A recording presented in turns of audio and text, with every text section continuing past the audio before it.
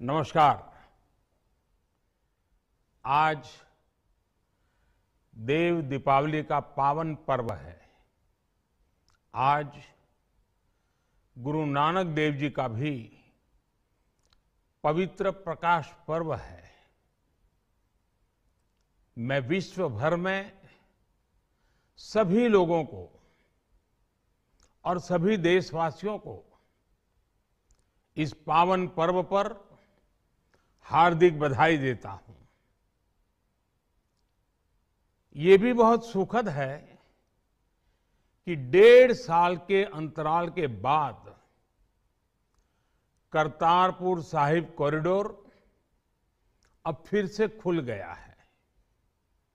साथियों, गुरु नानक जी ने कहा है, बीच दुनिया सेवी कमाइए त दरगिही बेसन पाइए। यानी संसार में सेवा का मार्ग अपनाने से ही जीवन सफल होता है। हमारी सरकार इसी सेवा भावना के साथ देशवासियों का जीवन आसान बनाने में जुटी है। न जाने कितनी पीढ़ियां जिन सपनों को सच होते देखना चाहती थी, भारत आज उन सपनों को पूरा करने का भरपूर प्रयास कर रहा है। साथियों, अपने 5 दशक के सार्वजनिक जीवन में मैंने किसानों की परेशानियों को, उनकी चुनौतियों को बहुत करीब से देखा है, महसूस किया है। इसलिए जब देश ने मुझे 2014 में प्रधानमंत्री के रूप में सेवा का अवसर दिया, तो हमने कृषि विकास, किसान कल्याण को सर्वोच्च प्राथमिकता दी। साथियों, इस सच्चाई से बहुत लोग अनजान हैं कि देश के 100 में से 80 किसान छोटे किसान हैं।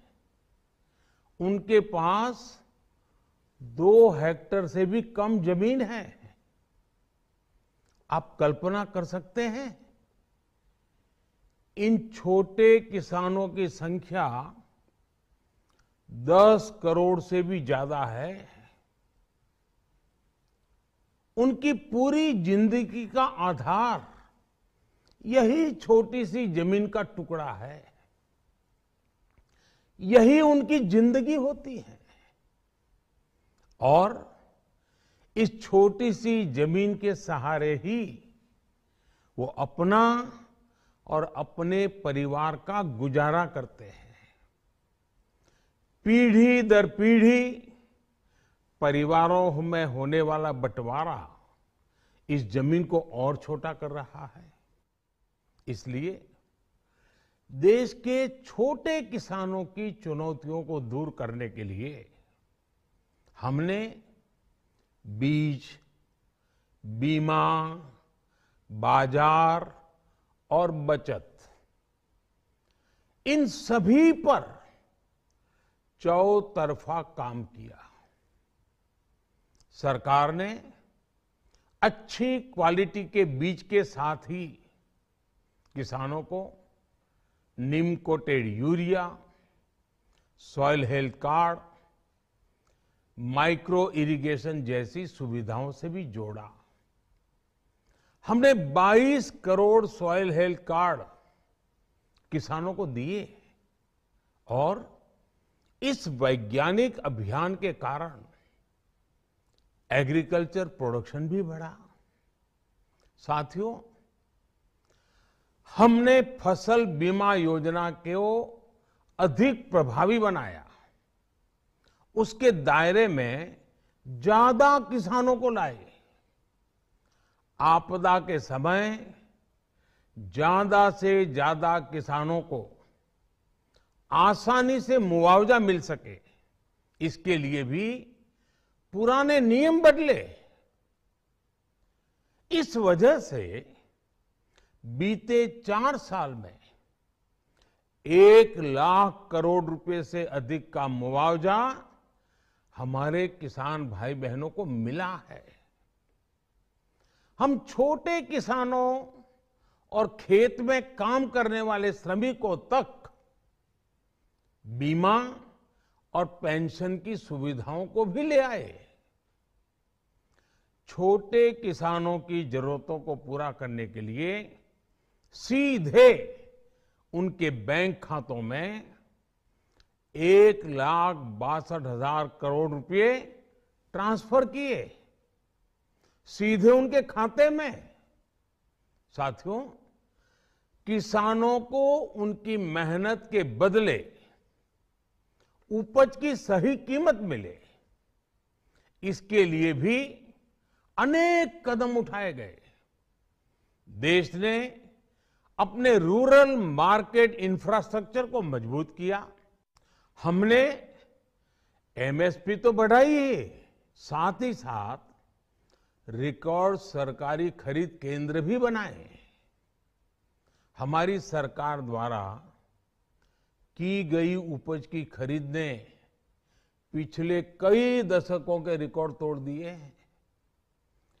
देश की 1000 से ज्यादा मंडियों को ई नाम योजना से जोड़कर हमने किसानों को कहीं पर भी अपनी उपज बेचने का एक प्लेटफॉर्म दिया।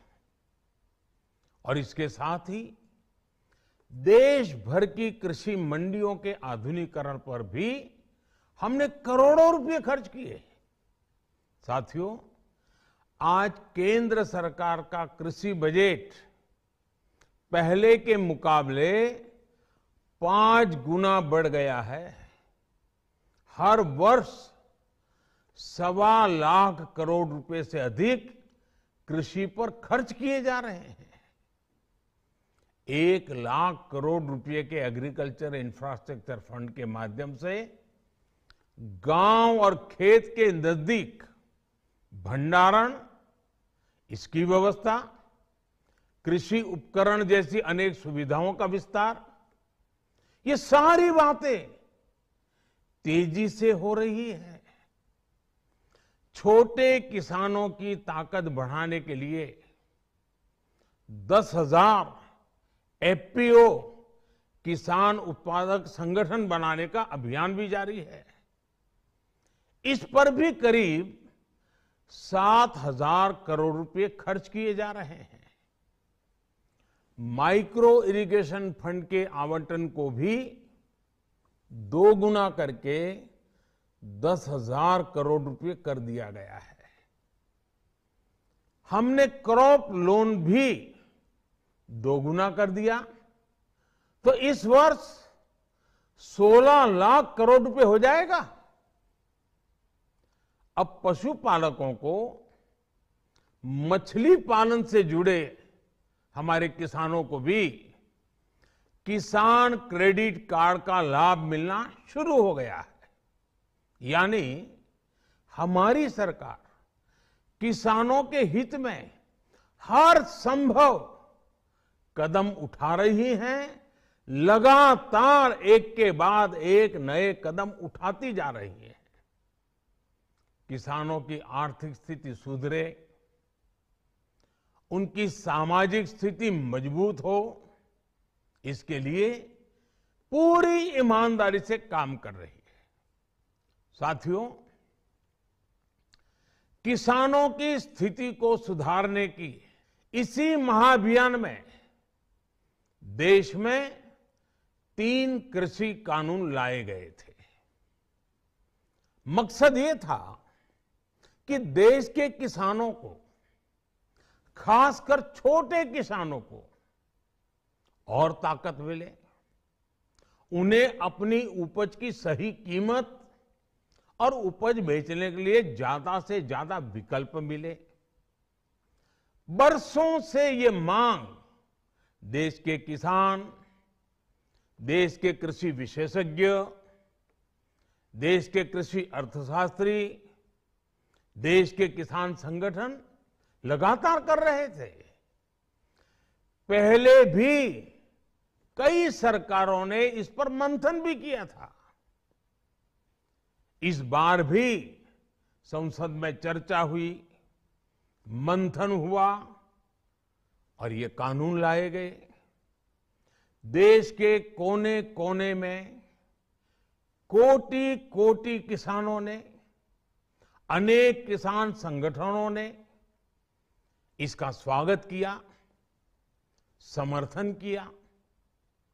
मैं आज उन सभी का बहुत बहुत आभारी हूं, धन्यवाद करना चाहता हूं। साथियों, हमारी सरकार किसानों के कल्याण के लिए, खासकर छोटे किसानों के कल्याण के लिए, देश के कृषि जगत के हित में, देश के हित में, गांव गरीब के उज्जवल भविष्य के लिए पूरी सत्यनिष्ठा से, किसानों के प्रति पूर्ण समर्पण भाव से, नेक नियत से ये कानून लेकर आई थी। लेकिन इतनी पवित्र बात, पूर्ण रूप से शुद्ध किसानों के हित की बात, हम अपने प्रयासों के बावजूद कुछ किसानों को समझा नहीं पाए। भले ही किसानों का एक वर्ग ही विरोध कर रहा था, लेकिन फिर भी ये हमारे लिए महत्वपूर्ण था। कृषि अर्थशास्त्रियों ने, वैज्ञानिकों ने, प्रगतिशील किसानों ने भी उन्हें कृषि कानूनों के महत्व को समझाने का भरपूर प्रयास भी किया। हम पूरी विनम्रता से, खुले मन से उन्हें समझाते रहे। अनेक माध्यमों से व्यक्तिगत और सामूहिक बातचीत भी लगातार होती रही। हमने किसानों की बातों को, उनके तर्क को समझने में भी कोई कोर कसर बाकी नहीं छोड़ी। कानून के जिन प्रावधानों पर उन्हें ऐतराज था, सरकार उन्हें बदलने के लिए भी तैयार हो गई। 2 साल तक हमने इन कानूनों को सस्पेंड करने का भी प्रस्ताव दिया। इसी दौरान ये विषय माननीय सर्वोच्च न्यायालय के पास भी चला गया।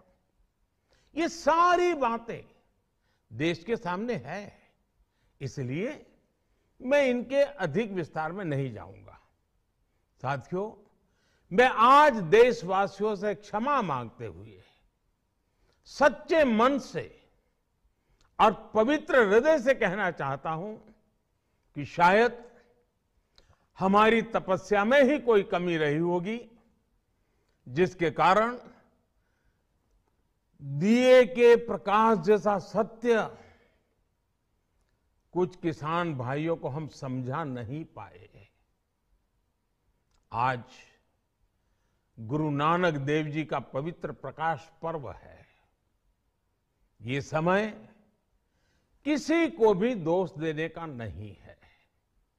आज मैं आपको, पूरे देश को ये बताने आया हूं कि हमने 3 कृषि कानूनों को वापस लेने का, रिपील करने का निर्णय लिया है। इस महीने के अंत में शुरू होने जा रहे संसद सत्र में, इसी महीने में, हम 3 कृषि कानूनों को रिपील करने की संवैधानिक प्रक्रिया को पूरा कर देंगे।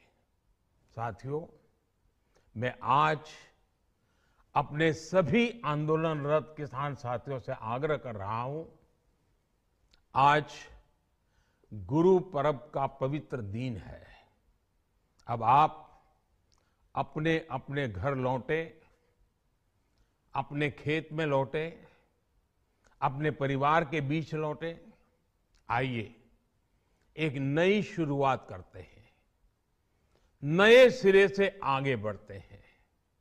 साथियों, आज ही सरकार ने कृषि क्षेत्र से जुड़ा एक और अहम फैसला लिया है।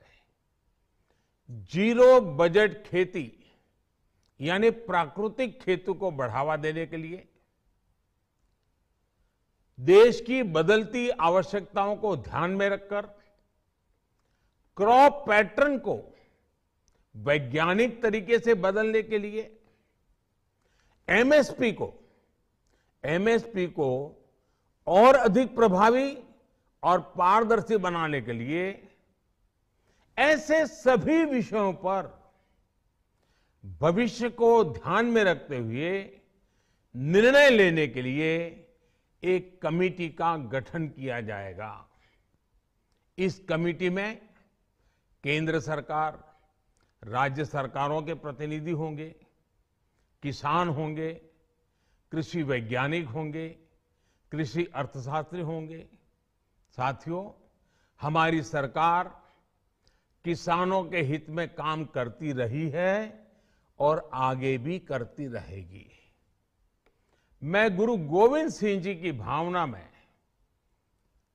अपनी बात समाप्त करूंगा।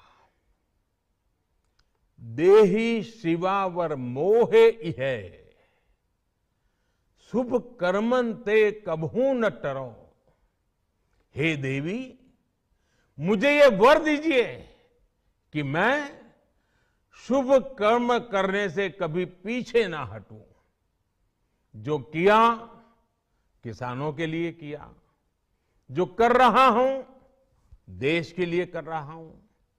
आप सभी के आशीर्वाद से मैंने मेहनत में पहले भी कोई कमी नहीं की थी। आज मैं आपको विश्वास दिलाता हूं कि अब और ज्यादा मेहनत करूंगा ताकि आपके सपने साकार हो सके, देश के सपने साकार हो सके। आपका बहुत बहुत धन्यवाद। नमस्कार।